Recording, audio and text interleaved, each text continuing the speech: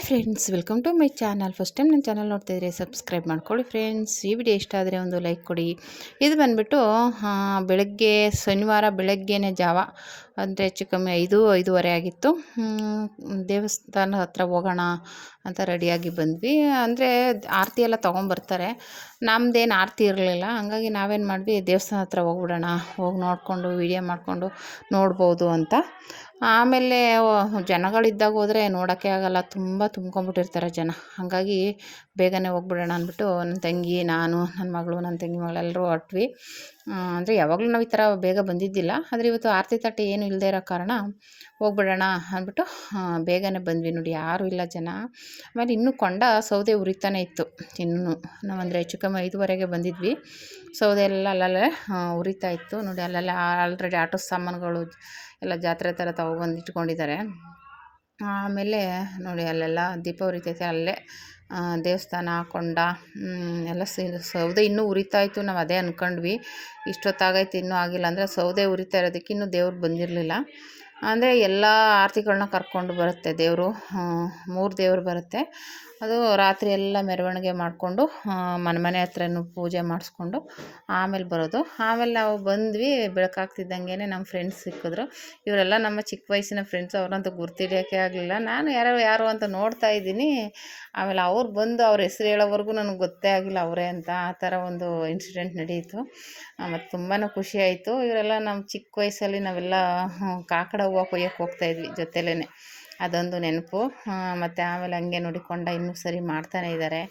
ಇನ್ನೂ ಬಂದಿರಲಿಲ್ಲ ಆರತಿ ತಟ್ಟೆ ಅವರೆಲ್ಲ. ಮತ್ತೆ ಎಲ್ಲ ನೋಡಿ ಹೆಂಗೆ ಕಾಣಿಸ್ತಾ ಇದೆ ಕೊಂಡ.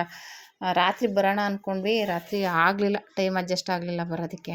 ಅದಕ್ಕೆ ಹೋಗಲಿ ಬಿಡು ಬೇಡ ಅಂದ್ಬಿಟ್ಟು, ಜನ ಯಾರೂ ಇಲ್ಲ ನೋಡಿ, ನಾವು ಬಂದಾಗ ಯಾರೂ ಇರಲಿಲ್ಲ. ಮತ್ತು ಆ ಕಡೆ ಈ ಕಡೆ ಎಲ್ಲ ಸೌದೆನೆಲ್ಲ ಎಳಿತಾ ಇದ್ದಾರೆ ಈ ಥರ. ಹಾಗೆ ಹಿಂಗೆ ನೋಡಿಕೊಂಡು ಅಲ್ಲಿ ಇಲ್ಲಿ ನಿಂತ್ಕೊಂಡು ಓಡಾಡಿಕೊಂಡು ದರ್ಶನ ಎಲ್ಲ ಮಾಡ್ಕೊಂಡು ಬಂದ್ವಿ. ಏನಕ್ಕಪ್ಪ ಅಂದರೆ ಆಮೇಲೆ ತುಂಬ ಹೋಗ್ತಾರೆ ಜನ. ಅಲ್ಲಿ ನಿಂತ್ಕೊಂಡು ನೋಡೋದಕ್ಕೂ ಆಗೋದಿಲ್ಲ. ಒಳಗಡೆ ಇದು ನಾವು ಚಿಕ್ಕವರಿಂದಾಗಿಂದ ನೋಡ್ತಾ ಇದ್ವಿ, ಉತ್ತಾ ಇದೆ ಒಳಗಡೆ. ಅಲ್ಲಿಗೆ ಸುತ್ತ ಒಂದು ಕಟ್ಟಿರೋದು ಮನೆ ಥರ.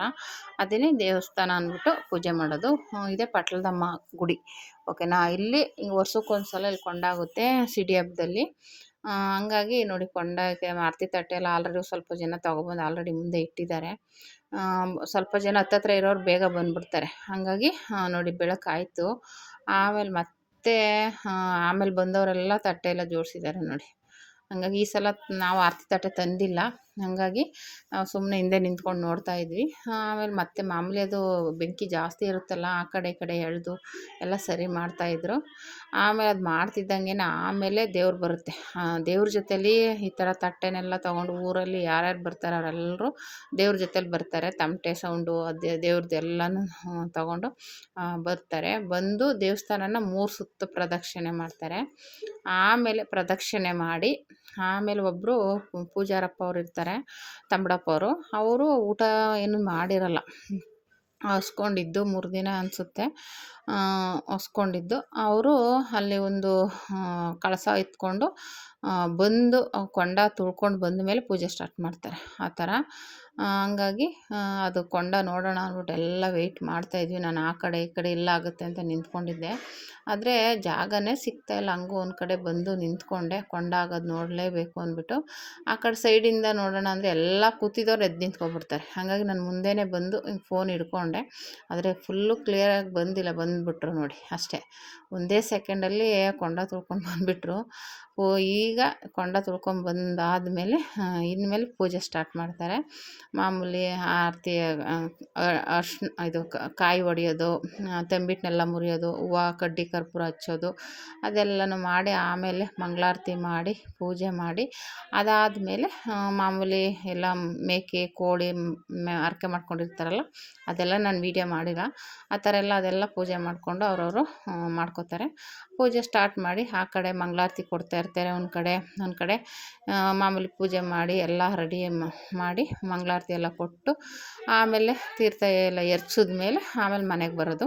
ನಾವು ಅಲ್ಲಿ ಇಲ್ಲಿ ನಿಂತ್ಕೊಂಡು ಫ್ರೆಂಡ್ಸ್ನೆಲ್ಲ ಮಾತಾಡಿಸ್ಕೊಂಡು ಆಮೇಲೆ ಮನೆಗೆ ಬಂದ್ವಿ. ಈ ರೀತಿ ಆಯಿತು. Thank you for watching friends.